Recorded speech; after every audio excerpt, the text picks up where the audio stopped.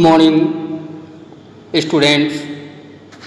Genius public inter college की online class में आप सभी का स्वागत है। स्टूडेंट्स, ऑनलाइन क्लास के माध्यम से हम लोग विगत कई क्लास में हम लोग तुलसीदास जी के विषय में अध्ययन किया और उनके द्वारा रची गई कवितावली जो आपके पाठ्यक्रम में रखी गई उसके विषय में संक्षिप्त विवरण, संक्षिप्त जानकारी प्राप्त किया। पिछली क्लास में आप लोगों ने कवितावली में जो प्रसंग वर्णित किया गया उसके विषय में संक्षिप्त जानकारी आप लोगों ने प्राप्त किया। आज की इस क्लास में हम लोग गोस्वामी तुलसीदास जी द्वारा रचित कवितावली ग्रंथ में उद्धृत जो कुछ काव्य पंक्तियाँ रखी गईं उसके विषय में विशद चर्चा करेंगे और यह जानकारी प्राप्त करेंगे कि किस विषय को और किस प्रसंग को लेकर के, किस स्थिति को लेकर के उन्होंने वर्णन किया, इस विषय पर चर्चा करेंगे। आप लोग ध्यान दें कि गोस्वामी तुलसीदास जी ने अपने इस कवितावली में सबसे पहले कवित्व छंद में वर्णित जो काव्य पंक्ति है, प्रथम पैराग्राफ्स में उन्होंने तत्कालीन समय अर्थात 16वीं 17वीं शताब्दी में जो सामाजिक और आर्थिक दुरावस्था व्यवस्था थी उसका वर्णन अपनी काव्य पंक्ति के माध्यम से किया था। आप लोगों ने इतिहास पढ़ा होगा और इतिहास में देखा होगा कि हमारे देश में बहुत बड़े बड़े अकाल आए जिसके परिणाम स्वरूप देश में भूखमरी, गरीबी, लाचारी, मजबूरियां, अनेकों प्रकार की समस्याएं, संकट से समाज के मानवों को गुजरना पड़ा और समाज के मानवों को अनेक बड़े से बड़े कष्ट से जीवन व्यतीत करना चाहा। तो जरा देखिए, ये प्रसंग भी आपका उसी समय का है जब हमारे देश में सामाजिक और आर्थिक स्थिति बहुत कमज़ोर थी और उसी परिप्रेक्ष्य में लिखी गई ये कविता है। और इसमें कहा कि मनुष्य इस संसार लोक में जितने भी कार्य करता है, कर्म करता है, चाहे वो अच्छा कर्म हो चाहे बुरा कर्म हो, उन सभी कर्मों के पीछे कारण है अपने पेट को भरना और पेट ही वो ऐसा माध्यम है जिसके द्वारा व्यक्ति अनेक कठिन से कठिन, बुरे से बुरे और अच्छे से अच्छे कर्म करता है। तो जरा देखिए लिखते क्या हैं, किसबी किसान कुल बनिक भिखारी भाट, चाकर चपल नट चोर चार चेट की, पेट को पढ़त गुण गढ़त चढ़त गिर। गोस्वामी तुलसीदास जी ने कहा कि इस संसार लोक में, इस पृथ्वी में जो मनुष्य है वह मनुष्य किसी भी रूप में अपना कार्य करता है, कभी वो मजदूर के रूप में, कभी वह भिखारी के रूप में, कभी वो व्यापारिक के रूप में, कभी किसी रूप में कार्य करता है। तो उन्हीं के विषय में कहते हैं कि इस संसार लोक में जो मजदूर लोग हैं, किस भी किसान कुल, किसान माने होता है कृषक और कुल माने होता है परिवार अथवा वर्ग, अर्थात मजदूर, किसान वर्ग, बनिक, बनिक माने होता है व्यापारी, और भिखारी, भाट, भाट माने होता है चारण लोग, जो प्रशंसा करने वाले जो होते हैं। आप ध्यान दें कि लगभग आदिकालीन समय में भी और उसके बाद मध्यकालीन समय में भी पहले चारण लोग हुआ करते थे। वो उनका काम था प्रशंसा के गीत गाना और प्रशंसा कर करके समाज में अपने आप की, अपनी जीविका का पालन करते थे, अपने पेट को भरते थे। तो वे भाट लोग होते हैं। चाकर, चाकर कहा जाता है घरेलू नौकर को, जो होम सर्वेंट होते हैं, उन घरों में कार्य करने वाले जो नौकर होते हैं उन्हीं को चाकर कहा जाता है। चपल नट, चपल माने चंचल, नट माने नट करने वाले, नाटक करने वाले जो होते हैं, चंचल नाटक करने वाले जो नट होते हैं व्यक्ति। चोर, चार, चार माने गुप्तचर, चेटकी माने होता है बाजीगर। तो ये जो जितने भी चीजें गिनाए गए, उनके लिए गोस्वामी तुलसीदास जी कहते हैं कि ये जो लोग हैं ये कार्य किसके लिए करते हैं? कहते पेट भरने के लिए काम करते हैं। और क्या क्या करते हैं? पढ़त, अर्थात कोई पढ़ता है, और गुण गढ़त, और कोई अनेक तरह की कलाएं सीखता है। अर्थात इस समाज में जो कुछ भी मनुष्य कार्य करता है उस कार्य के पीछे उसका पेट है। पेट मनुष्य के जीवन में प्रत्येक कार्य करवा सकता है। तो कह रहे हैं कि पेट के लिए कोई पढ़ता है, गुणगण, कोई गुण सीखता है अर्थात कलाएं सीखता है, और चढ़तगिरी, और कोई पत्थर पर चढ़ता है। गिर, गिर माने पर्वत, कोई पर्वत पर चढ़ता है। और क्या कहते हैं? कहते हैं कि अटत गहन गन अहन आखेट की। अटत, अटत माने घूमता है। गहन गन, गहन गन माने घने जंगल में, गहन गन, अटत माने घूमता है। और कोई जंगलों में घूमता है, और कैसा जंगल? घने जंगल। और अहन अखेट की, अहन, अहन माने होता है दिन, अर्थात कोई दिन में अखेटकी, अखेटकी माने होता है शिकार करना, और कोई शिकार करने के लिए दिन में घूमता है। और कहाँ घूमता है? घने घने जंगलों में, है ना। अटत गहन गन अहन अखेटकी, और कोई जंगलों में, घने घने घनघोर जंगलों में शिकार करने के लिए वनों की ओर घूमता है। क्यों घूमता है? अपने उदर पूर्ति के लिए, अपने पेट को भरने के लिए।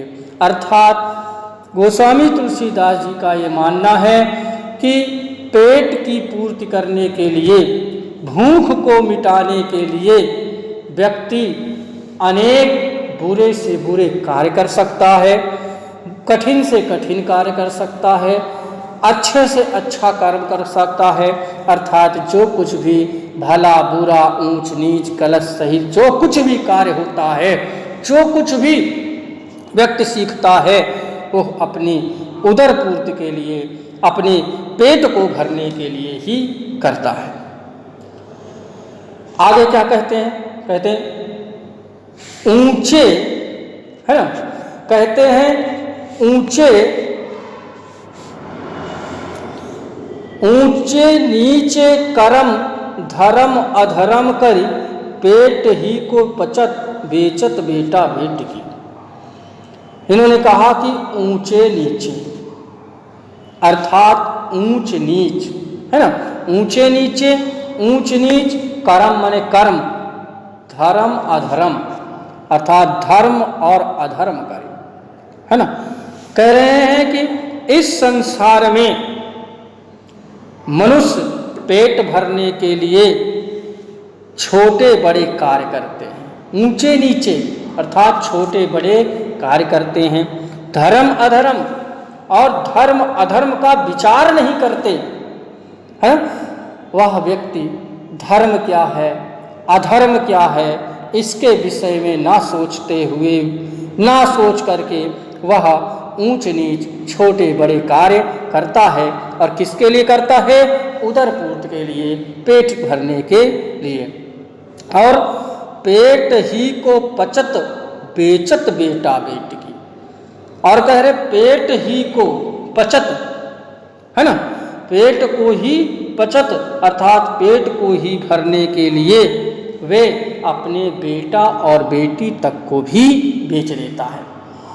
अर्थात यहाँ पर उस भूखमरी और गरीबी की स्थिति, हमारे देश की स्थिति का वर्णन तो गोस्वामी तुलसीदास जी ने किया कि हमारे देश में एक समय ऐसा भी था जब अकाल और इतने भयंकर अकाल पड़े जिसके परिणाम स्वरूप मनुष्य इतना लाचार हो गया, मनुष्य इतना मजबूर हो गया था कि वह पेट भरने के लिए अपने बेटा और बेटी तक को भी बेच दिया। तुलसी बुझाई एक राम घनश्याम हीते, आग बड़वागिते बड़ी है आग पेट की। कहते तुलसीदास जी कह रहे हैं कि बुझाई एक राम, है ना, कह रहे हैं कि इस दशा में, ऐसी स्थिति में जो आग पेट की लगी हुई है अर्थात जो पेट में भूख लगी हुई है, अब उसे अकाल के समय कहीं और कोई शरण नहीं मिलती, तो ऐसी स्थिति में बुझाई एक राम घनश्याम ही थी। घनश्याम माने, घनश्याम का अर्थ बादल होता है, परंतु यहाँ पर रूपक अलंकार से राम रूपी बादल, अर्थात राम रूपी बादल से ही अब यह भूख मिट सकती है। क्यों? क्योंकि समाज में अकाल की स्थिति इतनी बढ़ गई, अव्यवस्था इतनी बढ़ गई, दुरावस्था इतनी बढ़ गई कि अब उस मानव को, उस प्राणी को कहीं भी कोई शरण नहीं प्राप्त हो पा रही है। तो एक राम ही, एक प्रभु आराध्य देव राम ही ऐसे हैं जिनकी कृपा से, इनकी वर्षा से, कृपा रूपी वर्षा से यह आग बुझ सकती है। क्यों? क्योंकि कहते हैं आग, कहते हैं आग बड़वागते बड़ी है आग पेट की।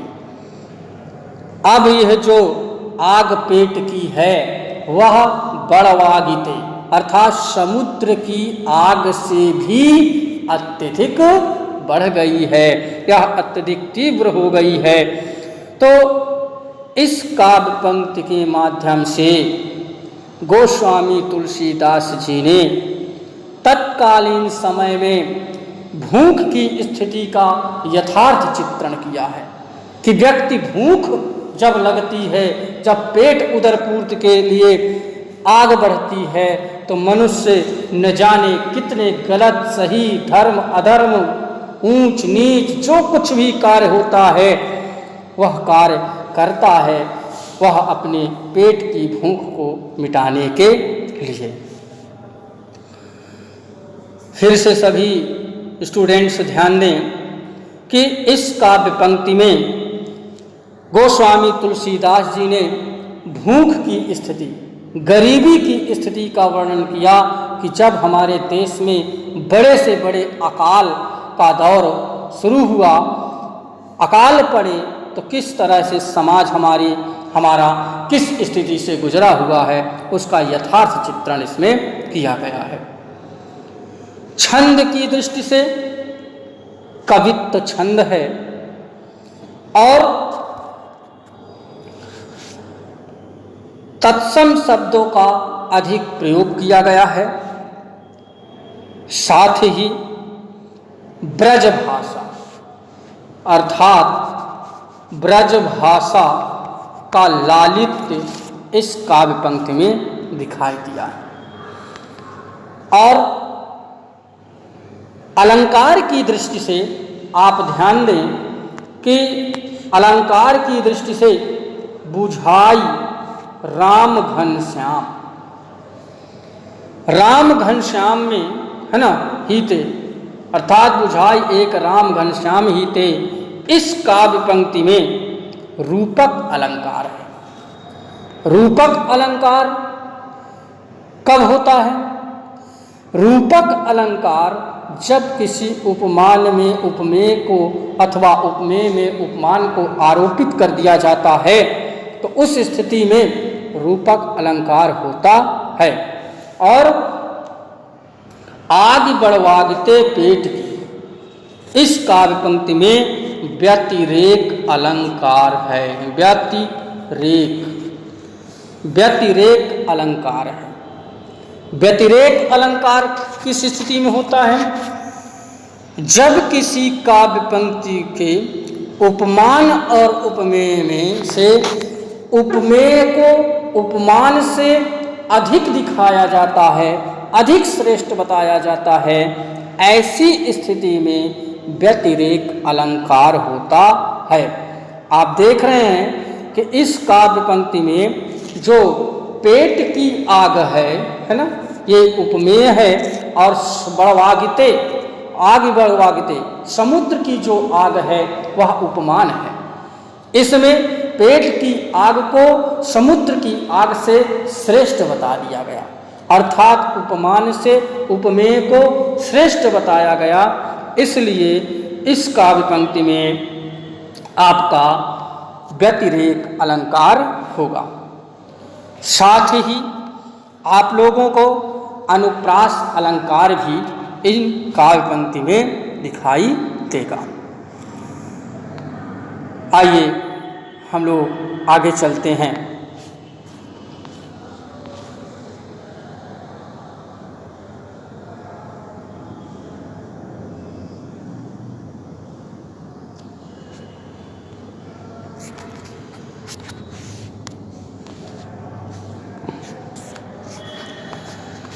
आगे लिखते हैं गोस्वामी तुलसीदास जी कि किस तरह से जब भूखमरी या अकाल अपने प्रबल अवस्था में था तो कैसी स्थिति हमारे देश की थी।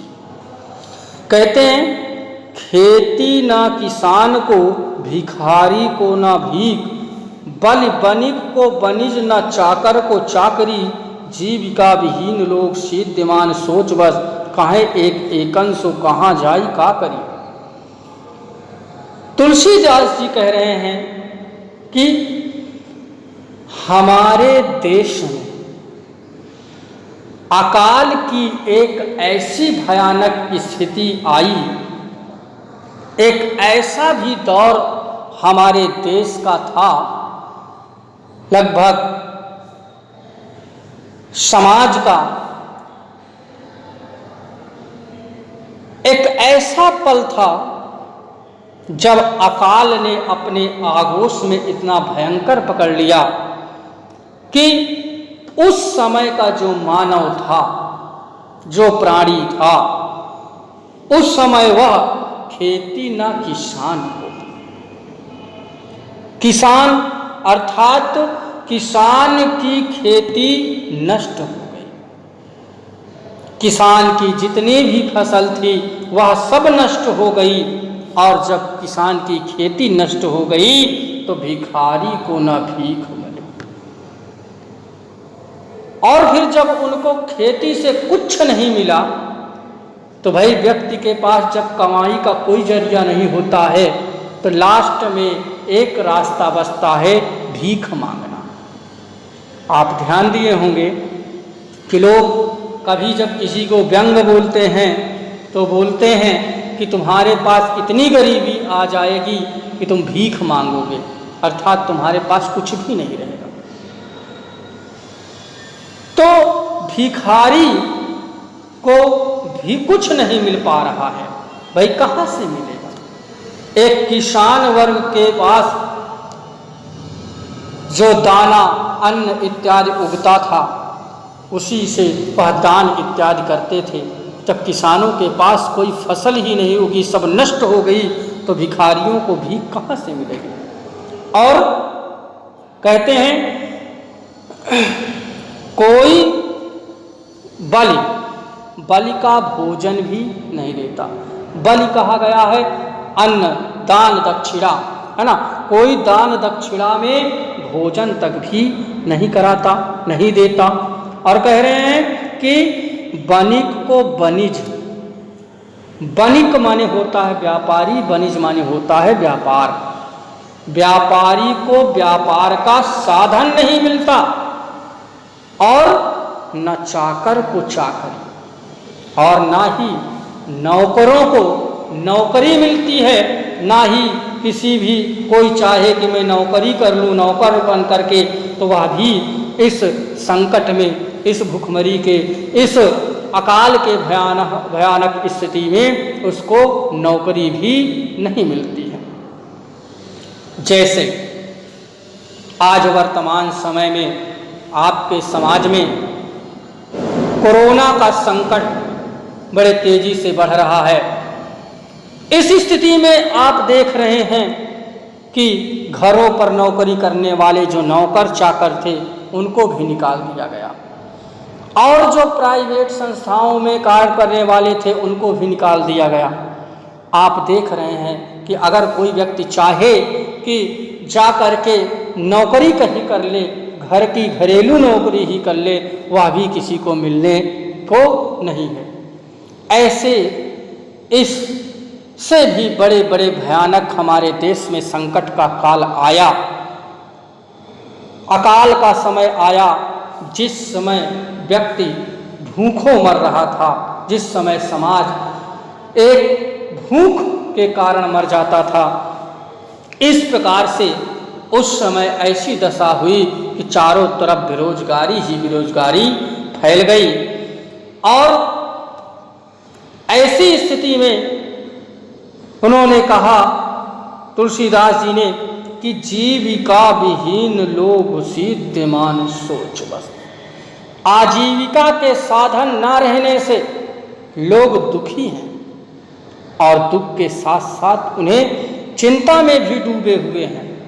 भाई जब जीविका नहीं रहेगी, मनुष्यों के पास पेट भरने का संसाधन नहीं रहेगा, दैनिक वस्तुओं की पूर्ति के लिए कोई जीविका का साधन, कमाई का साधन नहीं रहेगा, तो ये तो स्वाभाविक सी बात है कि मनुष्य के अंदर चिंता तो अवश्य ही आएगी, चिंता तो बढ़ेगी ही। तो इसलिए उन्होंने कहा कि चिंता में डूबे हैं, और कह क्या रहे हैं, कहें एक एकन सो कहाँ जाई का करी। और वे एक दूसरे से पूछते हैं कि कहाँ जाएं, क्या करें, ऐसी, है ना। और कहते हैं कि ऐसी स्थिति में अब क्या करें, कहाँ जाएं, किसकी शरण में जाएं, जिससे हमारे इस दुख का निवारण हो सके। एक तथ्य यहाँ पर मेरे मन में विचार आ रहा है कि आप लोग जरा विचार करके देखें कि आदि काल के बाद भक्ति काल आने का कोई न कोई रीजन रहा है, क्योंकि समय परिवर्तन हुआ, कोई काल परिवर्तन हुआ, तो उसके पीछे कोई न कोई कारण अवश्य रहा होगा। जब आचार्यों के बीच यह बात का विषय आया कि भक्ति काल आने का क्या कारण रहा है, ऐसी क्या स्थिति थी जिससे भक्ति की आवश्यकता पड़ी, तो गोस्वामी तुलसीदास जी ने कहीं न कहीं यह भी बताया कि जब समाज में अकाल अव्यवस्था से मनुष्य को कहीं भी शरण नहीं मिल पा रही थी, कहीं भी उसको कोई सुख का आभास नहीं हो पा रहा था, सुख का उसका समय नहीं मिल पा रहा था, सुख उसके जीवन में मिल नहीं पा रहा था। ऐसी स्थिति में कवियों का मानना है, तुलसीदास जी का मानना है कि एकमात्र शरण बसती है, एकमात्र मार्ग बसता है, वो है ईश्वर का मार्ग। जब मनुष्य के जीवन में सारे राह बंद हो जाते हैं, सारे रास्ते बंद हो जाते हैं, जब हर जगह से व्यक्ति को निराशा मिलती है, तो एकमात्र भगवान ही एक ऐसे हैं जिनके लिए मार्ग सदैव के लिए सभी मनुष्यों के लिए खुले रहते हैं। अर्थात हमारे देश की आर्थिक सामाजिक स्थितियां भी कहीं न कहीं भक्ति काल आने का कारण थी। सभी स्टूडेंट्स ध्यान दें कि इस समय इस काव्य पंक्ति में भूखमरी से गुजर रहे देश की स्थिति का वर्णन गोस्वामी तुलसीदास जी ने किया है। और बाकी काव्य सौंदर्य इसी प्रकार से रहेगा। बाकी के जो इसके बाद की जो काव्य पंक्ति हैं उसके विषय पर चर्चा हम लोग कल की क्लास में करेंगे। सभी स्टूडेंट्स इस काव्य पंक्ति को व्याख्या सहित एक बार वाचन कर लेंगे, समझ लेंगे। जहाँ कोई समस्या होती है तो आप बेशक बिना किसी डर के आप पूछ सकते हैं। तो बाकी की बची पंक्तियों पर चर्चा हम लोग कल की क्लास में करेंगे। Have a nice day.